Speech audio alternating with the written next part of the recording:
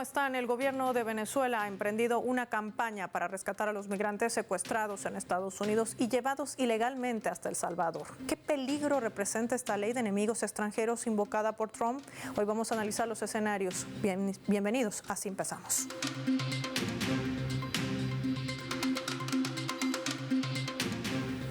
Les proponemos por esta razón desplegar nuestro mapa y identificar allí algunos datos claves para entender todo este panorama. Venezuela, víctima del asedio. Vamos a desplegar nuestro habitual mapa mundi, identificar por supuesto a Venezuela con los colores de su bandera. Ahí la tienen, la tricolor, la amarillo, azul, rojo y las 8 estrellas. Hay que decir que desde el año 2014 esta nación suramericana ha recibido cerca de 1000 sanciones económicas impuestas por Estados Unidos. Son medidas unilaterales que han golpeado su economía, las finanzas públicas, la industria petrolera, el comercio exterior. Se han bloqueado también operaciones hacia bonos venezolanos, se han congelado activos, se ha robado activos de la industria petrolera y la restricción severa al acceso también de alimentos, impactando sobre todo en el ámbito del SARS-CoV-2. Hablamos de la COVID-19 en el momento de la pandemia. Aún así, la población venezolana ha logrado sortear estos embates gracias a la estrategia implementada por el gobierno nacional.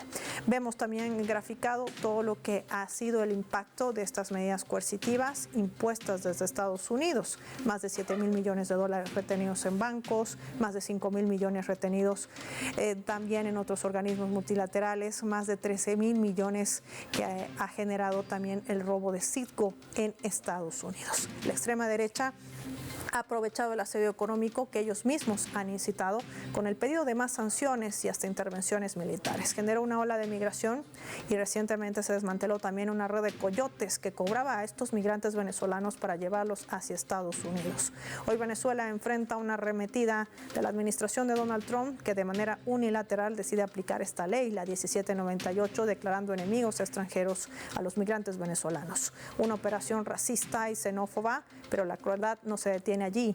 El gobierno de Nayib Bukele ha firmado con Donald Trump un acuerdo para cobrar 6 millones de dólares por el secuestro de los migrantes venezolanos. Por esa razón, en la cárcel del Sicot en El Salvador se siguen vulnerando los derechos humanos. Allí están retenidos ilegalmente 240 venezolanos. Se les sigue violando no solamente sus derechos humanos, sino la violación de las convenciones internacionales que protegen a los migrantes. Vamos a revisar también por ello más datos.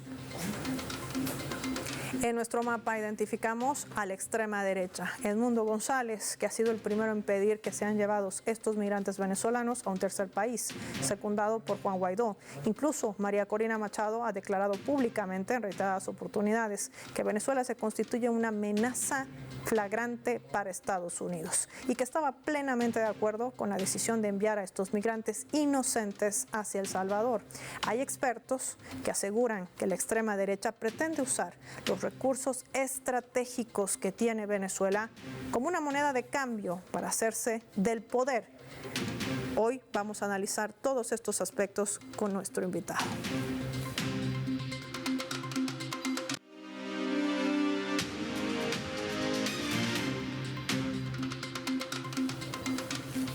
Nos acompaña en nuestros estudios Walter Ortiz. Qué placer tenerlo en el mapa. Gracias por su tiempo para Telesur. Gracias a ti, Paola. Yo quiero preguntarte de manera directa. La extrema derecha, dicen los expertos, trata de utilizar los recursos estratégicos, el petróleo y los minerales como una moneda de cambio.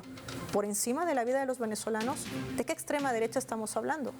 Bueno, sin duda alguna, desde el momento en el cual la revolución bolivariana irrumpe en Venezuela democráticamente con Hugo Chávez, se ha dado una dinámica en la cual se ha perfilado una extrema derecha que con el pasar del tiempo llega al nivel de buscar la manera de vender todos los recursos, toda la geopolítica, toda la geografía, todo lo que implica la República Bolivariana de Venezuela a intereses foráneos.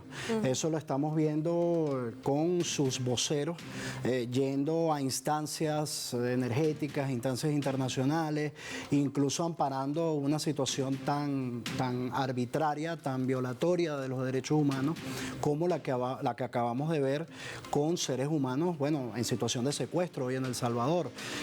El perfil fundamental que estamos viendo es una extrema derecha que no tiene ningún tipo de escrúpulos en generar presiones y daños a toda una población, a millones de venezolanos y venezolanas, en función de unos objetivos estratégicos que ni siquiera son objetivos propios, sino que fundamentalmente son objetivos foráneos. Recordemos, Paola, que la política de máxima presión y esta política de tratar de cambiar el régimen político de Venezuela es una estrategia fundamentalmente estadounidense a partir de la entronización de un sistema político como el sistema político de Venezuela, que es contrario a sus intereses estratégicos y que responde a otras doctrinas, mucho más soberanistas, mucho más independientes, con, bueno, evidentemente con el tema global de la doctrina de Simón Bolívar, que es contrario al monroísmo que ha marcado fundamentalmente la relación entre América Latina y Estados Unidos.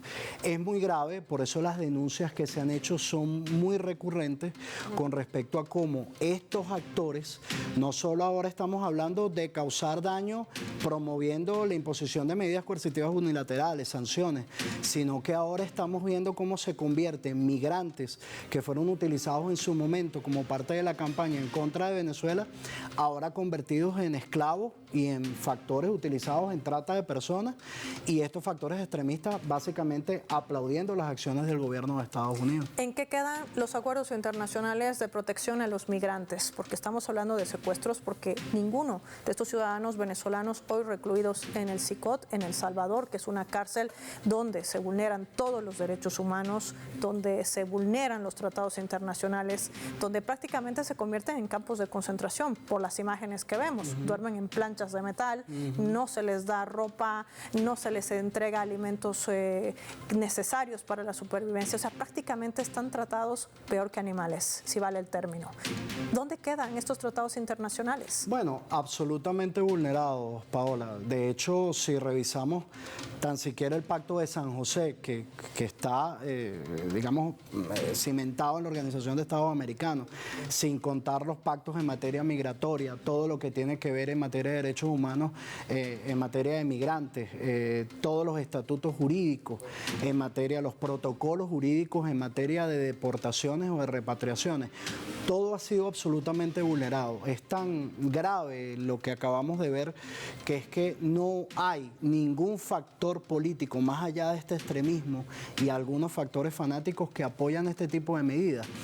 Tanto es así, Paola, que hasta a lo interno de los Estados Unidos se ha generado una masa crítica de rechazo. Incluso un juez federal de los Estados Unidos trató de salir al paso de estos vuelos de deportación y de entrega como trata de personas de estos seres humanos en secuestro por parte del gobierno de El Salvador, y básicamente fue desacatado.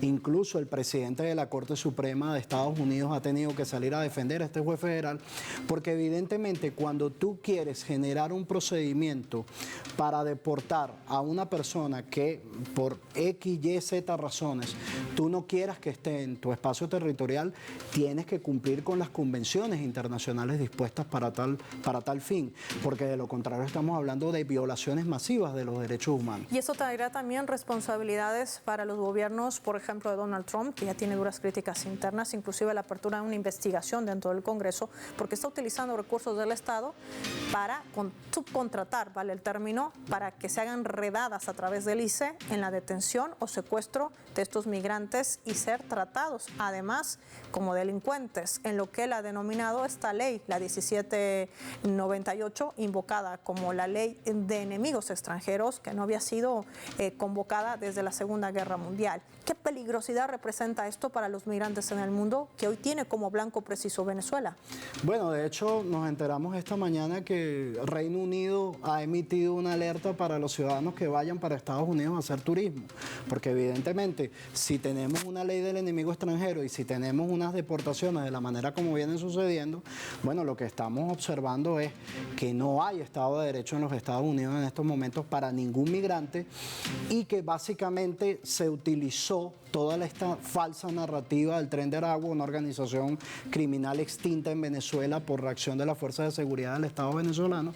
Bueno, básicamente se utiliza toda esta narrativa para invocar una ley de enemigo extranjero y tratar de la manera más rápida posible acelerar un proceso de deportaciones que básicamente cuando vemos el mundo Trump en estos momentos pareciera que es el único lugar o la única política que realmente él pudiera cumplir en el mediano y largo plazo. Pero ¿a qué costo? Estamos viendo toda la violación masiva de derechos humanos. Y esa es una pregunta clave, la que acabas de mencionar, y me agarro de ello no por ser una pregunta frívola, pero va a tener un impacto también dentro de su economía. Una economía que además por estas medidas unilaterales que imprime la administración de Trump se le pueden convertir en un efecto boomerang. Ya lo estamos viendo, pero esta ley también podría impactar los ingresos de un gobierno que además no se descarta que vaya a una recesión. ¿Es así? Sí, es correcto. Bueno, de hecho, recientemente la Reserva Federal de los Estados Unidos dijo que probablemente la economía iba a crecer apenas en 1,8 o 1,9%. El año pasado el crecimiento fue de 2,9%. Estamos hablando de un proceso de desaceleración. Si a eso le convenimos, como todos estamos claros, el papel de la migración para el desarrollo real de esa economía, o sea, estamos hablando de que la economía de los migrantes en Estados Unidos es muy amplia en materia de producción, en materia de comercio, en materia de servicios. Estamos hablando de una masa laboral que hoy pretende ser condenada y atacada simplemente desde la lógica de convertirlos en criminales y tratar de deportarlos de la manera más acelerada posible. Ahora, esto no es todo, se preguntarán los televidentes del mapa. Hay que hablar del gran negocio que implica justamente la migración, no solamente para Estados Unidos, sino también para el gobierno autoritario de Nayib Bukele. De esto me gustaría conversar contigo, Walter, al regreso de la pausa. Y lo hacemos revisando nuestra escala.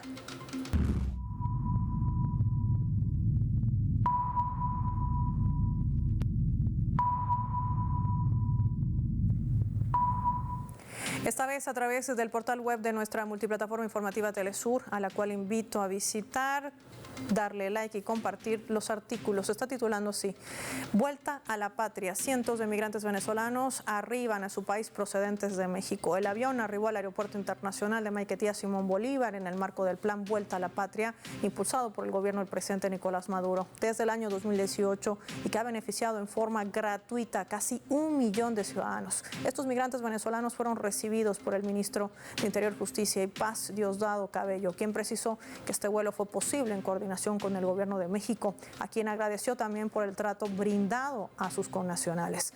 Durante su estadía en el país, previo a su retorno, dijo: llegan hombres, mujeres y sobre todo niños, en un gesto hermoso por parte del gobierno de México. Es la forma de trabajar entre dos países. Hace aproximadamente 4 semanas también llegaba a Venezuela vuelos desde México con 242 migrantes, con ese vuelo que arribó también el jueves con 311 venezolanos. Ya suman 920 los migrantes que han logrado ser repatriados en las últimas semanas en el marco de esta gran misión, hay que decirlo, Vuelta a la Patria. Y es que Venezuela es el único país latinoamericano que tiene una estrategia amplia, trazada y efectiva para garantizar el respeto de los derechos humanos y la dignidad de sus migrantes. Ya volvemos.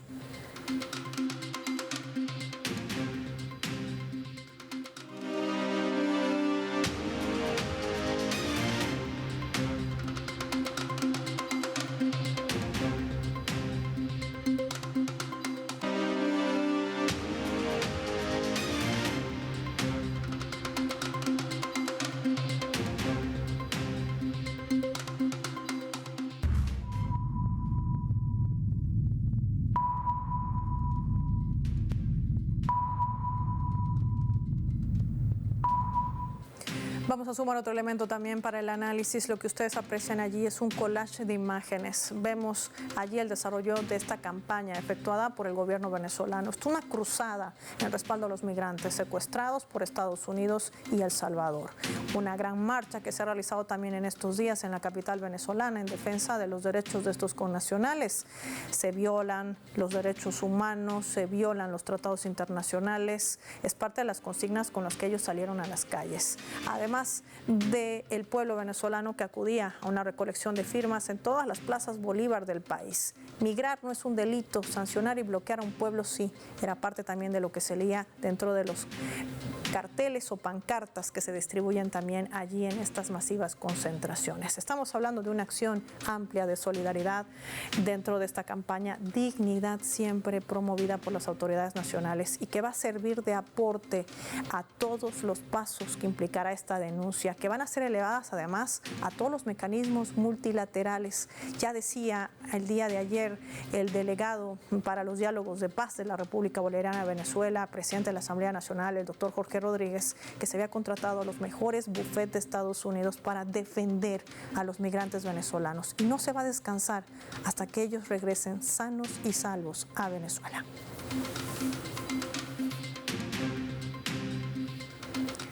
Walter, cuando nosotros vemos este tipo de imágenes, este tipo de campaña, de esta prácticamente cruzada legal que se hace a favor de los migrantes venezolanos en cualquier parte del mundo, específicamente hoy centrados en estos 240 ciudadanos secuestrados por Estados Unidos y llevados ilegalmente hasta El Salvador. Lo que llama la atención y lo que saltaba a la luz y de lo que pocos hablan es lo que ha cobrado la administración de Nayib Bukele, el presidente de El Salvador. Tiene un acuerdo con Donald Trump. Se habla de $6 millones para realizar este trabajo. Si vale el término, ¿estamos hablando de un negocio de la migración? Sí, es un negocio, pero aparte, fíjense, aquí se habla mucho de los coyotes, de factores ilegales que contribuyen con todo ese proceso de la migración. Sobre todo eso, recordemos que tiene muchas historias en la frontera sur de Estados Unidos, entre Estados Unidos y México, y básicamente vemos ahora cómo se presenta como un acto legal, simplemente un acto no solo violatorio de los derechos humanos, sino de trata de personas, pero en la cara de todo el mundo. O sea, un convenio en el cual se mandan migrantes de una nacionalidad, en este caso la nacionalidad venezolana, que es atacada con la ley del enemigo extranjero, y se envían a una cárcel en El Salvador, no solo sin que estas personas tengan delitos en El Salvador por los cuales puedan tener cuentas con esa justicia, sino que aparte nos vendieron que todos ellos eran del Tren de Aragua. Lo hicieron el sábado pasado y de ese momento para acá han venido cambiando la narrativa, porque hasta las propias investigaciones de sus medios de comunicación y hasta los propios voceros del gobierno de los Estados Unidos han tenido que reconocer que no todos son, de acuerdo a su narrativa, miembros del Tren de Aragua. Entonces evidentemente se les cae todo el tinglado. Es una cosa vergonzosa lo que estamos viendo, Paola, y es sumamente peligroso porque estamos hablando de la cosificación de los seres humanos y su conversión en esclavos, en medio o en objetos de intercambio comercial, en un trato en el cual de paso están reduciendo al Estado salvadoreño simplemente a una cárcel. O sea, porque no solo, más allá de la arrogancia del presidente de El Salvador, Nayib Bukele, que él pueda presentar esto como una maravilla, realmente estamos ante una situación en la cual él se está socavando como presidente al firmar un convenio donde básicamente él simplemente es un ministro de Asuntos Penitenciarios del gobierno de los Estados Unidos. Esto es sumamente grave lo que estamos observando, y por eso Venezuela ha venido levantando su voz con mucha fuerza a través de todas y cada una de estas medidas, de la recolección de firmas, de la búsqueda de bufetes para que defiendan a nuestros venezolanos que están hoy secuestrados. Y sin duda alguna una ola que no va a parar, porque incluso estamos viendo incluso algo que va en contra del extremismo, que fenómenos incluso de factores que, no siendo factores de apoyo a la revolución bolivariana en Venezuela o factores de apoyo a la izquierda o el progresismo en América Latina, se están manifestando en contra de esta acción. Sin duda alguna se están dando un tiro en el pie quienes creen que con esto pueden llegar a objetivos ulteriores favorables a sus estrategias. En medio de todos estos movimientos geopolíticos, Walter, no puedo dejar de preguntarte, ¿qué hay detrás de la invocación de esta ley de enemigos extranjeros? ¿Qué es lo que está pensando dentro de este escenario de, además, de confrontación que abre Donald Trump como una estrategia de presión? ¿Qué has identificado? Hay dos elementos. En el frente interno, tratar de acelerar por estas medidas absolutamente ejecutivas las deportaciones. Es decir, ellos tienen un problema real que es la logística para para llegar a las deportaciones que tuvo la administración anterior de Joe Biden. Y evidentemente, bueno, ellos tratan de acelerar por estas medidas que, así como la aplicaron para Venezuela, probablemente en próximos días o semanas o meses sea aplicado para con otras nacionalidades que incluso tienen muchísimos más migrantes que los que tiene la República Bolivariana de Venezuela. En segundo lugar, y para con Venezuela, bueno, generar acciones que establezcan bien sea una lógica de renegociación en la cual Trump trate de imponer sus lógicas hacia nuestro país, o bien instaurar una nueva fase de máxima presión, porque evidentemente estratégicamente para Estados Unidos la lógica del cambio de régimen político con Venezuela no se ha movido y es muy difícil que durante toda esta administración eso se mueva. De hecho, vamos a tener algunos hitos parecidos a y por eso Venezuela tiene que asumir con mucha fuerza su defensa. Y ahora, no solamente hablamos de migrantes venezolanos, también hablamos del impacto de lo que esto implica para las migraciones de todos los latinoamericanos, inclusive del mundo. Te quiero compartir por esta razón, Walter, nuestra leyenda para poder analizar el siguiente escenario.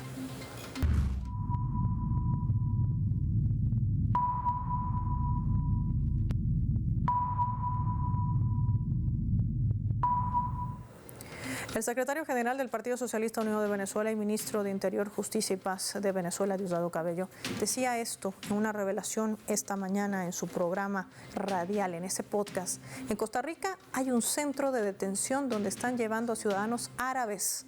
Hasta ahora van 135 desde Estados Unidos. Walter, ¿ante qué escenario estamos?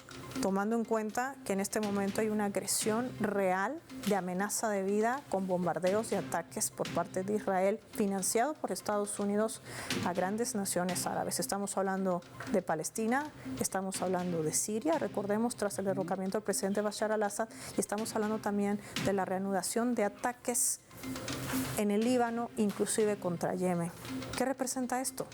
Bueno, representa parte de esa lógica de, primero en el caso de Oriente Medio, tratar de reordenar todo ese espacio territorial desde el punto de vista de la estrategia de utilización de Israel, y donde Israel sería ganancioso allí, digamos, con toda esta barbarie de pretender mover al pueblo de Palestina de sus territorios y además generar un estado de cosas tendente a fortalecer una narrativa en contra de la República Islámica de Irán, que es uno de los factores de equilibrio en la región. Pero todo lo que se viene generando, fíjate, en materia de migración, porque evidentemente eso impacta en olas migratorias, luego vemos cómo, de acuerdo a la denuncia que está presentada por el ministro Diosdado Cabello, que estamos viendo que en estados de América Latina, que probablemente por la diplomacia de la fuerza que maneje Trump, entonces estamos viendo cómo se están abriendo diversas cárceles y se están llevando a migrantes de esos países, de esos pueblos, precisamente a esos espacios territoriales. Eso es sumamente grave, por eso es que la denuncia es de Venezuela, y yo creo que desde América Latina es que en la misma medida en que se incrementen estas deportaciones y se haga de una manera tan ejecutiva que viole abiertamente todo protocolo internacional, evidentemente América Latina tiene que enfrentar esto, porque de lo contrario vamos a tener una ola masiva de violaciones de los derechos humanos, con cárceles en todo el continente, fundamentalmente en los espacios territoriales donde la alianza entre Trump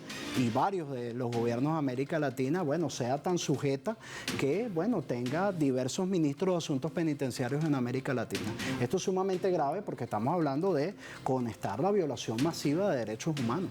Una campaña internacional que además muchos se preguntarán, ¿dónde están aquellos defensores de derechos humanos en este momento en el que el mundo los necesita? ¿Y dónde están esos tratados internacionales a favor de los derechos de los migrantes? Mientras se mantiene también el silencio de cientos de relatores, inclusive el propio presidente de la Comisión de Derechos Humanos de Naciones Unidas. Ya lo decía el propio representante venezolano. Pronúnciese por lo que está sucediendo contra los migrantes venezolanos. Pronúnciese por lo que está sucediendo contra los migrantes en el mundo.